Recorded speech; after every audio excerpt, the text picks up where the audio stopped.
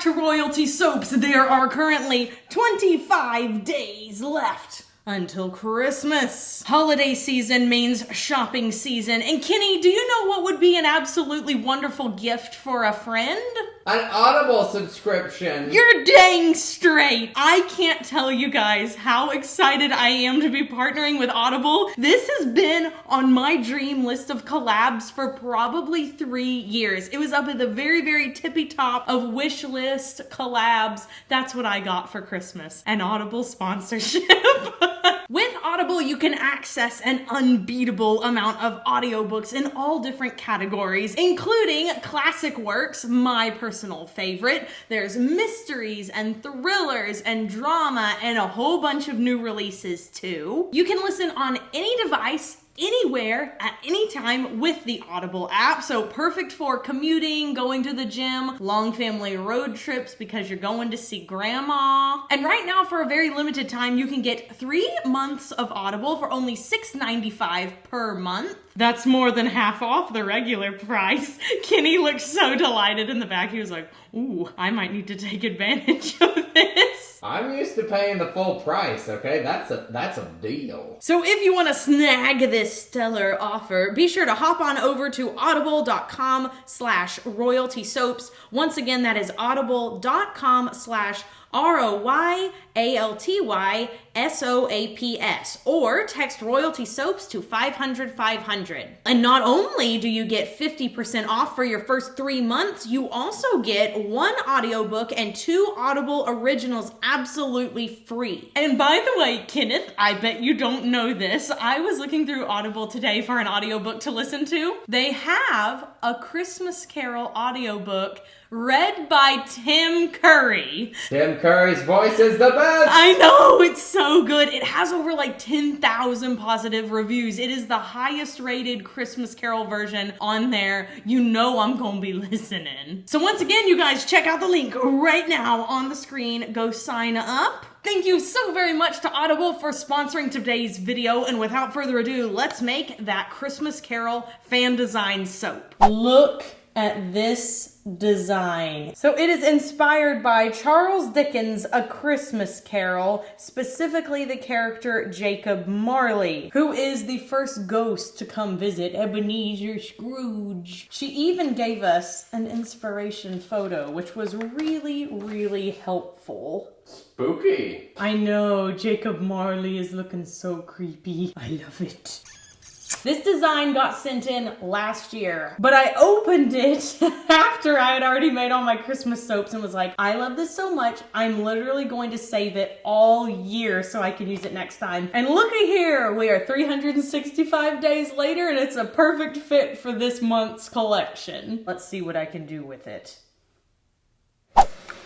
First thing we've got to do, add our lye solution to the oils. Now, for lye storage, we do lye storage a little differently than I've seen other soap makers do. We actually keep them in these containers. We do not master batch our lye in the traditional way. We don't put it all in a 50-50 solution in one big vat anymore. We found that was actually more time consuming. It is actually, if you have the space, a lot faster to pre-measure all of your lye into containers. And then we have a big storage area where we can just put a lock on it and only the managers have access to that key. So all of the lye comes pre-measured and it is delivered to us in a nice big box with a lock on it and it looks like a treasure chest. I'm just gonna pour this in. Yeah, I just wanted to tell you all that in case there's other soap makers out there who still make their lye per batch and we're feeling bad about it because other people say that you should only master batch it in huge vats. It isn't faster for us. We don't actually do that at Royalty Soaps, so you don't have to feel bad. All right, let's blend this up.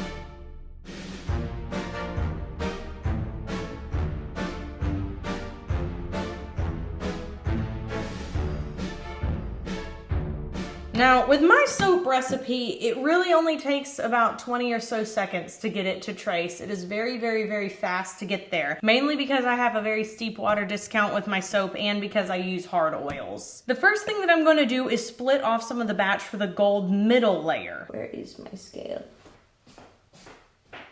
I need a scale to do this. All right, I've poured off 25 ounces for the gold middle layer. And then the rest of the batch, I'm going to split into these two containers equally. These are gonna be the two ghostly layers. Ooh.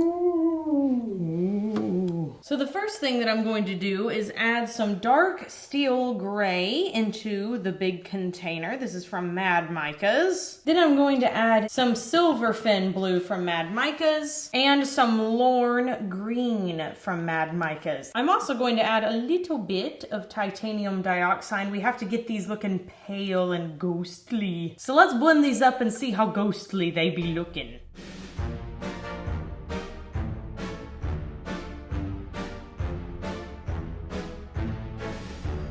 All right, so now it is time to add our fragrance oil. The fragrance oil is my own custom blend based on the notes that Sarah specified in her design submission. She described it to me and she says nutmeg, clove, allspice, orange, patchouli, kind of a tree scent, cranberry for tartness. And she says, I mean, it's Jacob Marley, any spicy Christmas scent. So that's exactly what I tried to do. And I put a little bit of a heavy emphasis on the tartness of the cranberry and the strength of the pine and the patchouli. So now that our fragrance oil is mixed into our soap batter, it is time to pour it into our 2 brambleberry molds after this potential quick commercial break. So it's starting to thicken up a little bit, which is great because we want that blue and that green to be very, very obvious. So I'm gonna pour all of the gray in first. I'm not gonna scrape it out. And then I'm going to drop swirl these colors into it. Her soap did look a little swirlier than I think this drop swirl is actually going to create though. So I'm gonna swirl this real quick with a popsicle stick, just to make sure it looks as swirly as her illustration. Then I'm gonna tap it down. The next layer is gold. So I have Aztec Gold from TKB Trading with some apricot seed powder. Apricot. I've gone ahead and added the fragrance oil in. So I'm just gonna blend by hand first. All right, this has been thoroughly blended. So now let's pour this into the 2 brambleberry molds. Let's pour this in. Ooh, gorgeous. What a good color combination. I never would have thought about this, but now that I'm seeing it, it looks so good.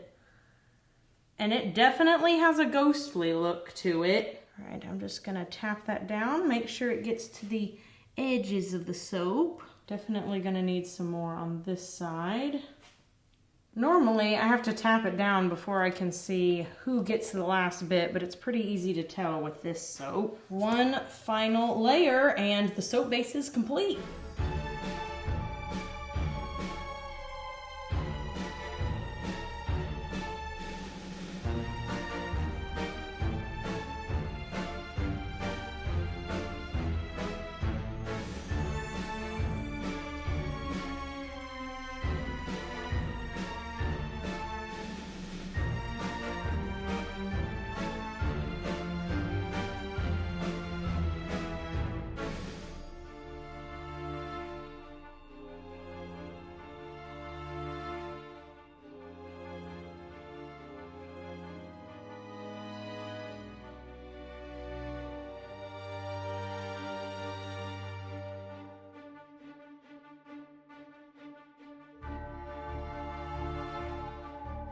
All right, let's swirl with my spoon a little bit. My spoon?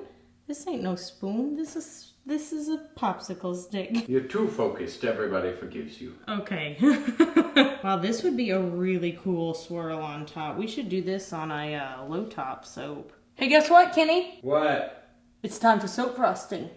Okay, so now I'm going to pump some oil out of our oil drums, and this is something that has been highly requested by you guys. You want to know how I mix my oils. Now, I can't show you exactly how I mix the oils or how you would mix oils in a smaller batch, say if you were making only 1 or 2 loaves a week, but I can show you how we do it here at Royalty Soap. So my dad is actually the one who pre-blends all of the oils for me, and then he brings them to me in these great big plastic drums. We then put a heat band that is certified for plastic drum heating, and it gets our oils to exactly the temperature I want it to be, both piping and base. Both of them are sitting right around 85 to 90 degrees Fahrenheit. I allow a 5-degree discrepancy. So let's go ahead and pump some out of our piping. Little fun cranking pump here.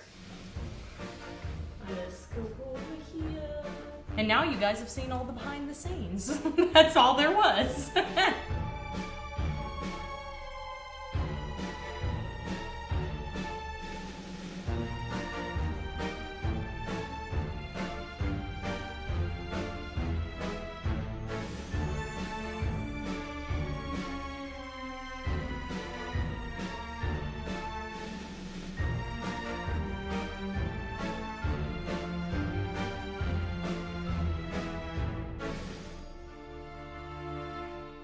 All right, so using the large piping bag, the large coupler, and the Atico 869, all of which are available in the Soap Frosting Club, I am going to pipe the top of the soap. Now, Sarah specified she wanted an accent of blue and green on the inside, so I have an accent of blue and green. It is hopefully going to be relatively hidden inside that gray, though it might come peeking out a little bit. You definitely can't see it right now because it's in the middle, but it is coming out. You can probably see on these little tips here, so that when we cut the soap, there will be some streaks in there. We like to see a little color on the outside. And I'm not gonna try to mound up the top as much as I normally do because the chain embed we have to put on top has to sit relatively flat. Kenny's over here being freaked out by the new Cats movie. It's not right.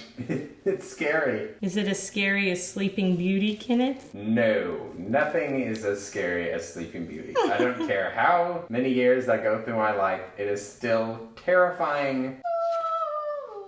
You be quiet over there.